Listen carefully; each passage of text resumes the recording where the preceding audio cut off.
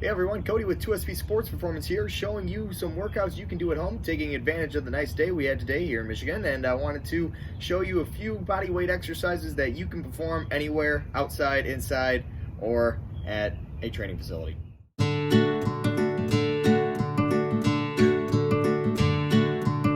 The first exercise that we're going to focus on is a very common and simple exercise. However, many individuals don't perform it right because of the lack of cues that they're going through. So what I'm going to do is it's going to be the push-up, and how we're going to set this up is the first thing that I want us to do, okay? I want us to set our hands behind our shoulders, okay? If we're out in front like this, when we go down, we'll end up flaring those elbows a little bit or even shrugging forward, getting into our trapezius muscle. So we want to actually walk the hands back a little bit. I like to think of getting the center of my chest at about the thumb, okay? Now, once the center of that chest is at that thumb, I'm gonna space my feet. Another error that people get, they put their feet together. For this, I'm gonna space, okay? I'm going to grip the ground. What I'm doing by that is I'm actually grabbing the ground, twisting through my pinky finger. I'm not actually turning my hands out, but I'm just going to put some pressure on them, okay? So I'm gripping the ground. From there, what I'm going to do is I'm going to just get on my toes so that I'm a little bit more over those hands, and I'm going to descend down. Notice how my elbows pack back. My forearms are now straight up and straight down, so I'm on an efficient path, and I'm going to push right back up. Another thing I want you to focus on is that my low back right there, this would not be an efficient push-up. This is very chest dominant. I want to engage my core. I can even squeeze my glutes a little bit, okay? So that would be the most advantageous push-up right there, to squeeze not only the core but the glutes. Again, grip the ground, descend down, chest is directly over the fingertips, and then I push right back through like that, okay? From there, the next exercise that I'm going to employ is a plank variation where we actually get some overhead scapular motion. So what we're gonna do is we're gonna set up in a plank, our standard plank. We're gonna go elbows, okay? So elbows are gonna be down. We're gonna rest the forearm right there. And again, the same principle with the push-up. What I wanna do is I wanna squeeze the butt, brace the core, okay? Again, this is not an advantageous position for us, so we push the belly button into the back, we squeeze the hips, our feet are again spread about shoulder width here, okay? Now what I'm going to do is I'm going to reach out in front, okay? And then I'm gonna come back, reach, and come back, reach, and come back. Two things I really wanna focus on here is one, my twisting. I don't want my hips to lift off, okay? So I don't want my shirt to open side to side. I wanna keep the center of my chest centered at that same point, okay? Same with the belly button. So from the chest to the belly button, they're staying in the same point right here, okay?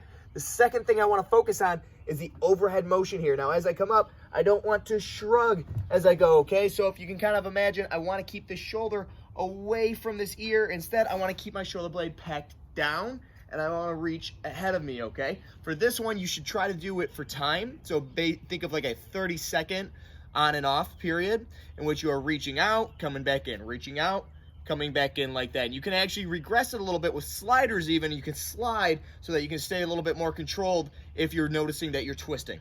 Okay, one of the best upper body exercises that we can attack during this is our yoga push-up. Now, this is something I prescribe even if we weren't just working out at home without body weight, because what it's gonna mimic is an overhead movement. So it's gonna get some scapular thoracic movement as it comes up, and then it's going to control back down, okay? So what I'm going to do, set up in our push-up position, okay? We bend over this, we set up with our chest over our thumbs, then we're going to set our feet wide, our abs are going to be tight, the hips are going to be tucked just a little bit, not aggressively, but just squeezed, okay? And then I'm going to go down into my push-up. Once I'm in my push-up, I'm going to try to push the floor into the wall, okay? So what I'm trying to do is I'm trying to drive the heel of my palm, so I'm trying to drive this part right here away from me. So what it's going to do is it's going to mimic that I'm pressing overhead, because I'm down here and then I press overhead. I push the floor into the wall. My biceps are going to go past my ears, okay? So I'm going to look at my toes. I'm going to try to sniff my toes,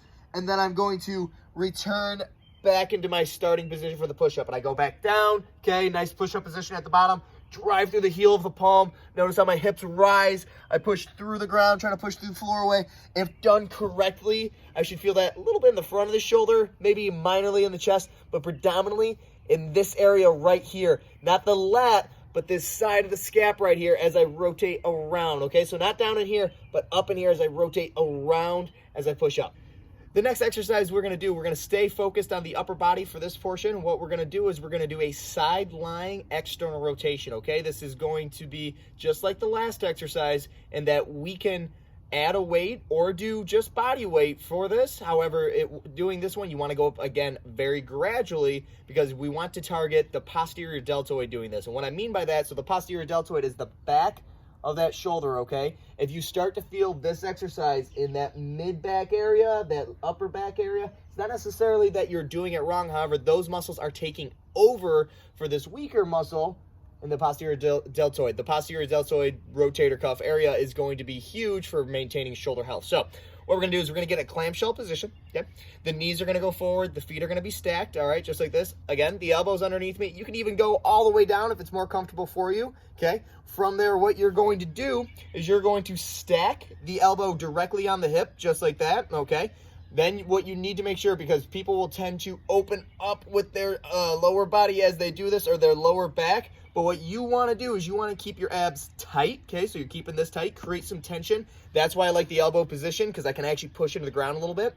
And then I'm going to just open up the fist and throw the hand behind the shoulder, okay? What I mean by throwing the hand behind the shoulder is I'm trying to externally rotate, okay, the name of the drill, that hand behind me, squeezing it back with the back of the arm. If I just throw my chest forward, again, that's the big muscle group, so I'll feel my rhomboids and my lats start to take over there. Whereas if I'm just right here, I throw the hand behind me first, that's going to light up the back of the shoulder, okay? That's actually where we want to feel it for the predominant motions like the external rotation and the reverse flies. The next exercise we're focusing on is going to get a lot of bang for our buck out of lateral stability and also shoulder stability. So what I'm going to do is I'm going to start in a side plank. So what I'm going to do is I'm going to position that elbow underneath my shoulder, okay? I'm going to come up tall just like this. Now the next thing I want to do is I want the shoulder to the hip to be a straight line to maximize the oblique activation here, okay? So why I don't want to just be a straight line like this is that my core is activated 100%. This is all working. However, if I get up in here like this, the hips are taken out of it a little bit more and I'm putting more strain on the obliques, okay? The top leg is going to be over the bottom, okay? So if you want to progress this, stack the feet up or even add an abduction. However, for the purposes of this exercise, I want us to be top over bottom just like that, okay? Now, right here, what you can do body weight or you can add a dumbbell, textbook, anything you want to grab. But what you're going to do is you're going to take just your fist like this, dumbbell weight, whatever, and you're going to open up into a nice tall T, again, challenging that core, pushing through my bottom elbow, abs staying tight, reaching back down, hands come back down, and then I open up, squeeze the shoulder blade back at the top, okay? So at the top, I'm not just lazily letting it come up. I'm squeezing, trying to puff my chest, squeeze the shoulder blades back, feel the back muscles activate, and then I come back down.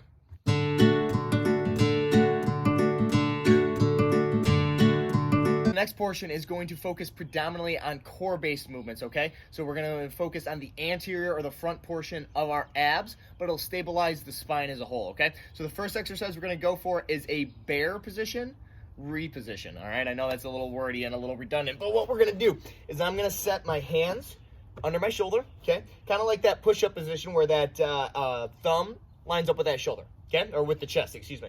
So I'm going to set the hands right there, and then I'm going to walk the knees underneath the hips, okay? So I'm a straight line. Think of a box, okay? Think of like one straight up, straight across, straight down. Once I come up, it'll straighten out right here, okay? Dig the back toes into the ground. Don't let them be flat like that. Dig in. Shoulder blades come back, so I puff the chest just a little bit, not so that I'm twisting, but just so that I can retract a little, okay? Then I push through my toes to get the knees off the ground. This is where the straight line comes up, okay? So this is where the straight line happens in between the arms, the abs, and the knees. This right here, okay? I create that box.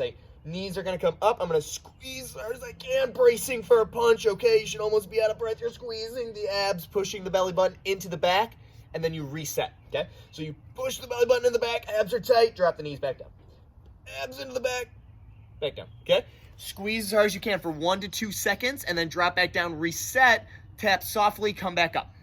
From there, we're going to transition into what we call a dead bug, okay? Now, the reason we call it a dead bug is because when you're on your back doing this, you look like a dead bug, okay? Now, I like to start this in a crunched position. Now, the reason why I don't like the traditional we lay all the way back and we're flat right here is individuals will actually end up putting their low back like this, okay? So they'll actually extend or hyperextend even their low back so that you don't activate the core too much. So they'll actually go in like this. So by coming up into a crunch a little bit, it helps kind of cue them to keep the ribs down and to flex their core as they're doing this, okay? So the head comes up just about 6 inches, just like that, and then they're trying to drive the belly button in the ground. The big thing about this exercise is that they are keeping constant tension down into their abs as they do this, okay? So 90 degrees right here, arms are up. Now, the first phase of this, so the best, easiest regression that you can do of this, just move one leg at a time. Okay, just like that, the left leg goes out, and you come back in, okay? Progressing it from there, still stay in that squeeze. You're going to reach left leg and right arm at the same time. Keep the same amount of tension. If you start to lift up, regress it back down to just that leg until you can get those abs to squeeze. And then you come back in just like that, okay? From there, you can even add on more. What you can do is you can do an active feedback dead bug. So you grab a physio ball, which is those big yoga balls, and you're going to squeeze it between one side, and you're going to put pressure in just like that, and then you're going to go like that with the other side, okay? So you can do a variable amount of dead bugs based exercises. You can even grab something heavy behind you and just do legs like this. You can put a band for resistance. So you can really play around with the dead bugs to see which are your favorite and how you want to attack them. Okay, continuing with core, we're going to focus on the bird dog, okay? So this can be worked in with that bear position simply because you're in the same starting position as you do this. But what you're going to do is you're going to get in that starting kind of bear position. However, the knees aren't going to lift. What instead's going to happen is that I'm going to lift my left arm above my head, okay? Again, trying not to shrug as I do this. I'm trying to keep that locked back position, okay? The arm goes up, and at the same time, my opposite leg, so my right leg in this case, is going to extend. Now, as I do this, what I don't want to have happen is I don't want the low back to drop. That's going to defeat the purpose of this exercise. I got to brace through here. So what I like to do, okay, I like to create the most amount of tension as I can beforehand. So I'm going to create a fist with my left hand, okay? That's going to help me squeeze, all right? So I'm squeezing through the left hand. I'm going to push into the ground with the opposite hand. If I want to do a fist on that side so I can squeeze on that side, that's good too. I dig in with the opposite side with my toe, and I squeeze as hard as I can. So I brace that core as hard as I can, and then I reach up, and I squeeze hard, okay? Like I'm trying to pop a balloon between the chest and the belly button. Notice the difference. If I just do this, doesn't mean not activating too much. And then squeezing, okay? You can actually see that low back. It's not round nearly as much. You're bracing that core. You can actually see a little bit of shaking because of how much I'm squeezing. Now, one exercise that's going to double as both a leg and a core exercise is actually going to be the hip bridge. Now, when you think of the hip bridge or the glute bridge, predominantly it is going to be the glute, the posterior chain activating. However, I like this drill as a core-based drill as well because it teaches you to not only activate the hips, but the core at the exact same time, okay? So you're going to keep the hands by your side. You're going to stay spread just like this. You're going to set the feet underneath you. Now, once you set those feet underneath you, you're going to twist them out just a little bit. Not so much that they're like way extended like that, but you just want to put a little bit of pressure out, okay? Hands are by your side, abs are tight, head is back. Now, why I say abs are tight, because when you come up, if you come up and your low back extends like this, you may squeeze that butt a little bit, but that core is not working, okay? So what you have to do, now this looks good. Like if I were to just kind of like not get involved with an athlete and I'd be like, yeah, that kind of looks good.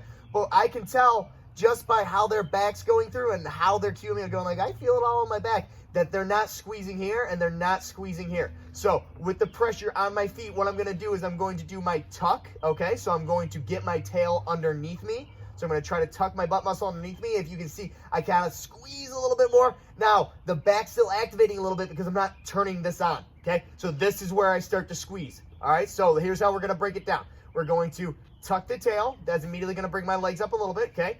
From there, I'm going to bring the ribs down, okay? Or I'm going to brace for a punch.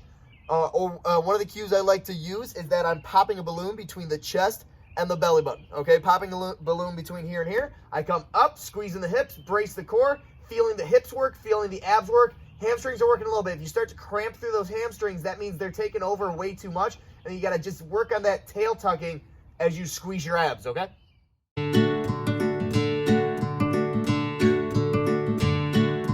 So now transitioning into more of a lower body focus, we're going to first focus on purely stability drills, okay? So we want to get these down before we shift into more of our plyometric or more of our explosive drills that I'm going to be demonstrating. So the first one we're going to do is a single leg RDL, or Romanian deadlift is what RDL stands for, okay? So the RDL, now there is a difference between the deadlift, the stiff-legged deadlift, and the Romanian deadlift, okay? Now the standard deadlift, all right, you might see like this, your hips go way back, You're going to go over here. The bar cap is going to go directly over the armpit if you would see a standard deadlift like that. The RDL, you're going to be a little bit more stiff through this area right here, okay? So you're going to have a less degree of flexion through there, okay? So with the single leg, you go through there, and then a stiff-legged one, you would be almost fully extended. The knee would just be like barely bent, okay?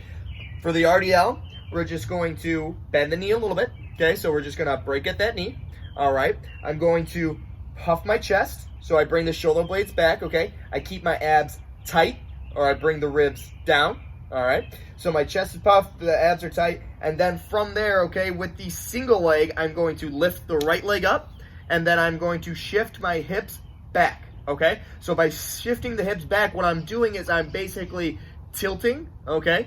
So I'm tilting the butt back, all right, so I can feel my pelvis tilt. If I don't get that, what ends up happening is I end up rounding through that back as I go back. So I tilt, okay, knee is bent, abs are tight. I reach the foot back behind me, okay? Notice a straight line is forming from my heel to my head right here, okay? The hands can be on the hips, on the shoulders. They can be on your abs to make sure they're tight, behind your head, wherever you want to put them, or again, holding dumbbells or even a barbell if you have it. And then what you're going to do is you're going to push through the ground slightly. You're not going to rise with the chest. So a common mistake is people do this and they rise with their chest. What I want you to do is I want you to imagine you're pulling something towards you with your foot or trying to clean off your shoe, okay? So you're going to bring the hips, boom, into it. Notice how my knee almost extends forward. That might help you in the beginning here. So I kind of like that RDL into a knee flexion when you're first learning the stability-based portion of this. So you go here, and then you squeeze, and that squeeze is to help you feel the hip activate. So you're going to feel that glute muscle squeeze forward as you come forward just like that, and that's our hinge or pulling motion as we do that.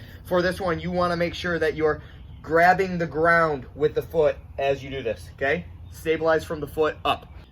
Now, transitioning from that, you're going to do a little bit more quad dominance. So the quad is obviously at the front of the thigh. So what we're going to do is we're going to do a skater squat. Now, the skater squat, what you're going to do is, again, we're going to grab the ground with the foot, okay? So we're going to grab the ground, bend at that knee a little bit, reach the arms out in front of you. When you first start, this will help you counterbalance yourself, and you're going to reach this back leg behind you. However, this time, the difference is you do not want to hinge back, okay? So the hinge is that we stick our butt out. We're just going to get a little bit, but that's not going to be our predominant focus here, okay? So the hinge would be here. The skater squat, what we're going to do is we're going to reach out, and then we're going to go down, okay? So I'm trying to drop this knee, so that back knee down straight to the ground, okay? Chest is up, abs are tight. I drop straight down. The knee, I can place a pillow underneath, all right? Or I can just go down to the ground if I'm that mobile. If I'm falling over constantly, start with the pillow, okay? Arms out in front, and I push right back up. As I push through, I'm trying to drive through the ground. So I'm trying to push my foot through the ground in the center of that foot with my toe still activated, okay? And then I'm staying controlled, all right? When I go down, don't let that back toe touch first. Knee touches first. Heel doesn't rock up on this side. This stays planted. And then I push right back up, squeezing that hip, okay? Reach and squeeze, okay? The next drill is going to be a lateral squat. What you are going to do, you're going to set. This is going to be our ending position and our starting position as well, okay? So our transition phase here, what we're going to do is we're going to go out with the left foot, okay? So I'm going to go left side first, and then I'm going to shift my left butt muscle behind my left heel, okay? So I'm going to sit back. As I sit back, notice this leg stays straight. I feel a little bit of a stretch in between that, between the knee and the hip right here in that adductor, okay? I sit the left butt muscle back. This shin angle stays relatively straight. I don't want to rock too far forward like this. I actually want to stay up a little bit without the chest collapsing like that. Hands again on the hips, crossed wherever, dumbbell. You can go single dumbbell here if you want, or you can go dumbbells hanging at the side so long as you don't bang into your knee. You go back, okay? Now I'm going to push off of this side, and I'm going to return back to that position, okay? I'm going to push, and I'm going to come back, okay? So I'm going to reach, I sit my butt down, my abs stay tight, I push back into the starting position, okay? And then I go, boom, just like that. Chest stays up, abs are tight. Next drill we're going to do is a rear foot elevated split squat. This can be done on your couch, any surface. Now, the trick is to find where your height is, okay? Now, if you do a rear foot elevated split squat and you're 5'6", 5'7" like me, and you're at like 18 inches high, what's going to end up happening is you're actually going to get like a swooping motion. So the first thing you have to do is you have to find where your height level is. And I can kind of give you a cheat code of where you're going to be. If you're about 5'10" to 6 foot and up, you're going to be around 18 inches, so the height of a bench or a couch, okay? That's basically where you're going to be, all right? If you're below 5'10", between 5'10 to 5'6", try more around 15 inches, and then if you're below 5 foot, 5'5", excuse me, then try 12 inches and kind of play around with that, and you can do those with plyo boxes, couch, cushions, anything, okay? So what you're going to do, again, grabbing the ground with the foot, okay? This one reaches back. So this part is just our setup. It's not too valuable that we kind of get the setup position because our starting position is actually going to be the bottom. The reason I like our bottom position to be our starting position is so that I can see where I want to be, all right? So if I go down in this starting position and I already see that I'm way too tight, for example, if I went down and I'm like this, my heel's lifting off, my knee is way over my toe exaggerated, this hip flexor is on fire already, this heel's way too high, I want to make sure that I set up that I'm in basically a 90-90 position at that bottom. What I mean by 90-90 is I'm 90 here, okay? And then I'm straight down right here, all right? So 90 degrees out. So what I'm doing is I'm setting this foot now, okay? So I'm going to activate the big toe, little toe and heel, grabbing the ground. I squeeze my shoulder blades back, my chest comes up. I have a little bit of a lean over that knee. I'm not way up here like this because that's going to put some pressure on that quad. So I'm just leaned over nice and comfortable. So from the hip to the shoulders, a straight line. Again, dumbbells can be included. But what I'm going to do is I'm going to come straight up, okay, just like that. I'm still digging in with this front foot. My abs are staying tight, and I'm going to drop the back knee straight down, okay? So I'm dropping the back knee straight down. So I sit back just a little bit. Notice how I return to that 90-90 position. If you go down and that knee travels like this first, if you notice my heel starts to rock up, there's a lot of pain, not pain, but a lot of stress in the back of that ankle, and then I'm getting almost like a swooshing motion. So the first movement, I'm dropping the knee straight down by sitting just a little bit, and then I drop straight down, okay? So I sit and drop. I don't want to push forward on my first movement.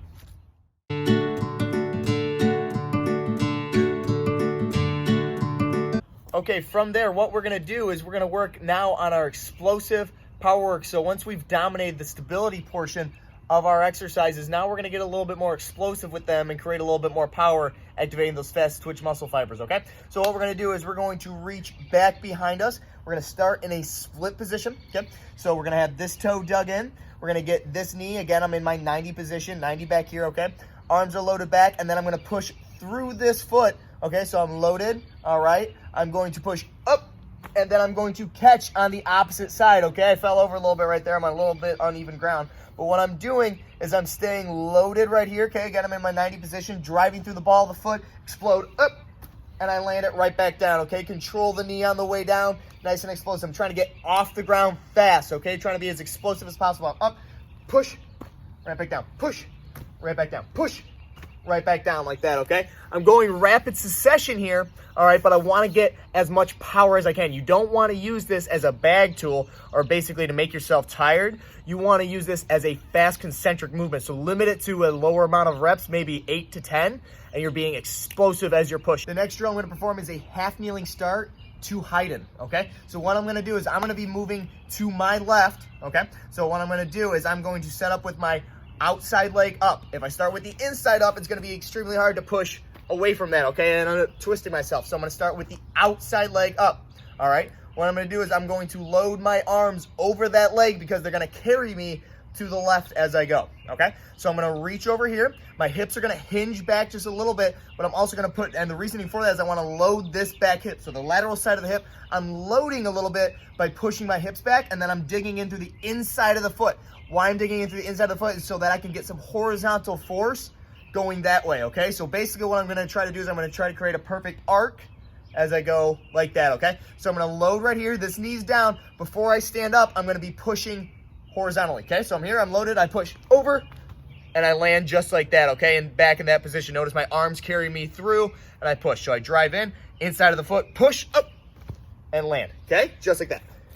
Okay, the next drill, the hop and stick, is a super great drill, not only because as you fatigue, you get a little bit worse and worse at it, so you have to stabilize a little bit more, but also it creates a lot of power through the hip and the quad. So I really like this for not only a priming drill to kind of activate the glutes and the quads together, but I really like it for an explosive drill. So what we're going to do is we're going to grab the ground yet again, okay? We're going to do a lot of that today. We're going to grab the ground, hands are going to be on the hips. I'm going to drive through the ball of the foot, my opposite leg's in the air, I push up, and I stick. And when I stick, what I do, notice I'm now in a lower position than when I started. What I'm doing is I'm taking the ground force, okay? So I'm taking the force that I'm pushing into the ground and I'm absorbing it by taking my time going down. If I were to push and just like that, I don't stabilize very well, okay? Obviously. I push, I don't want to do that, okay? That's not a very good force reaction here. So when I do this, I take my time, okay? So I push and I take my time to absorb, okay? And I go again.